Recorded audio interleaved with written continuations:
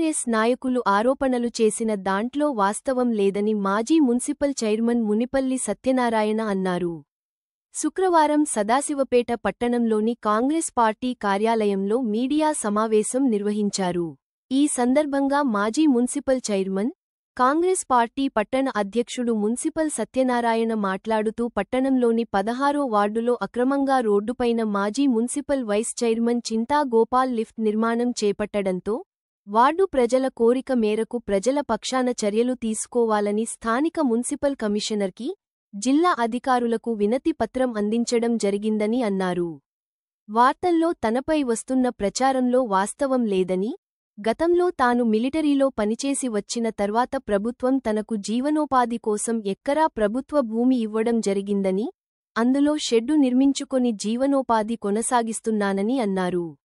మాజీ municipal vice chairman, BRS నాయకుడు చింతా గోపాల్ సదాశివపేట పట్టణంలోని కందకం స్థలంలో అక్రమంగా ఇల్లు నిర్మించుకోలేదని, మీ అన్న స్థానిక ఎమ్మెల్యే చింతా ప్రభాకర్ మలకుంటలో కజ్జాలు చేయడం నిజం కదా అని ప్రశ్నించారు. అలాగే ఎంకేపల్లి రోడ్డులో చింతా అరుణ పేరు మీద ఉన్న సీలింగ్ ల్యాండ్ అమ్ముకోలేదని అన్నారు. అలాగే చింతగోపాల్ గురునగర్ కాలనీలో 30 ఫీట్ వెడల్పు గల రోడ్ను 20 ఫీట్ రోడ్గా కుదించి, ఎలాంటి అనుమతులు లేకుండా నిర్మాణాలు చేపట్టలేదని అన్నారు. పట్టణంలో మాజీ మున్సిపల్ వైస్ చైర్మన్ చింతగోపాల్, స్థానిక ఎమ్మెల్యే చింతా ప్రభాకర్లు కబ్జాలు చేసి అక్రమ నిర్మాణాలు చేపట్టిన వారిపై చర్యలు తీసుకోవాలని అధికారులకు సూచించారు. ఈ కార్యక్రమంలో మాజీ మున్సిపల్ వైస్ పిల్లోడి విశ్వనాథం, మాజీ మున్సిపల్ కౌన్సిలర్లు నాగరాజ్ గౌడ్, గుండు రవి, శంకర్ గౌడ్, ఆత్మ కమిటీ డైరెక్టర్ రాములు, మహమ్మద్ అనీస్, నాయకు షాజీ, విష్ణువర్ధన్ రెడ్డి, వజీద్, వీరన్న, గుజ్జరి శంకర్ తదితరులు పాల్గొన్నారు.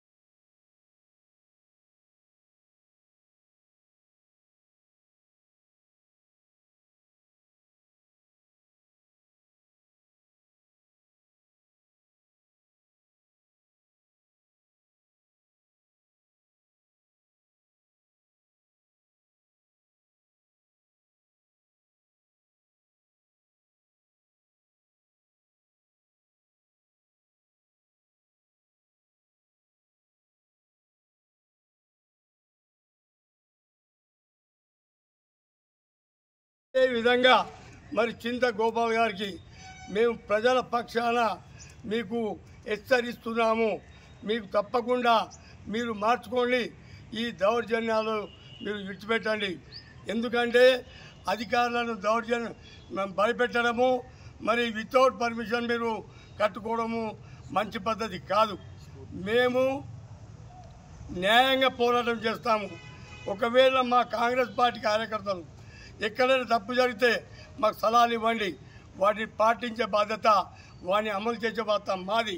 ముఖ్యంగా సోదరులారా, సదాశివపేట పట్టణ ప్రజలారా, మరి వీళ్ళు ఒక అభాండం వేయడం జరిగింది.